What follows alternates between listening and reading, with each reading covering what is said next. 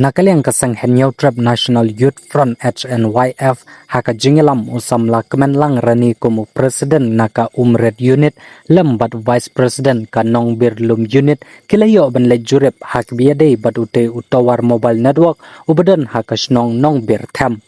Kipat ba hakatay kasnong kila ut kinam nakapor syakapor hakabiyaday batute utawar mobile ubaklem traikam namar ba udon tang unar masyu penyang Henry ka network pat kamdon.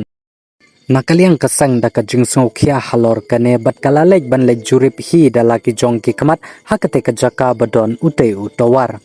Kasang kalakwa ru ban panjing pensai hak biade batute utawar jongka company Airtel lembah ka jing bom yo network. Kasang kala benra bro kamdon jingmut lada usuk long tangkum usteshu klem ka jing traikam ya kabaki pajba kimyo ban pendan kam. Aku mau unang ilam jong kaseng Henyau Trap National Youth Front HNYF teh kajing ya don rengkat lang bat ki unit na po nung birlum don Vice President bat na po nung bir tem ru mo te ngi don hangne ka jaka badon uni utawar te na kleng kajongi babun balang ki pajba jong kene kasnong nung birlum bat ka nung bir tem kila ut bat kila nam sangi ban pentip ba habide bat uni utawar te hadu menta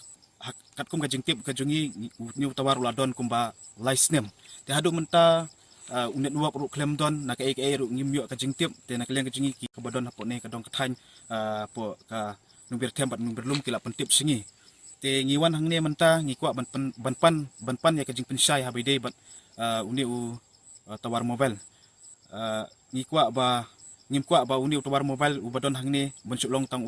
stasyu ngikwa ba uni utawar mobile badon hangne ngikwa ba undon unet luak let's say habadon unet luak ka pensuk pensang yangi kum kinong sungsnong badon hapon kani ka area let's say hakapang ka stom habadon unet luak ka yarap sibun te let's say habadon tang ustasyu kamdon jingmut badon uni utawar te nakaleng kajungi ngipan kajing pisai habai ngin aipor ha kumba sibanai halor kani te nakaleng kajungi ngin yai budin nangne sakmat habai de bud uni utawar nginom chongklikti te nakaleng kajungi ngin yai budin tangkap tahi polisi.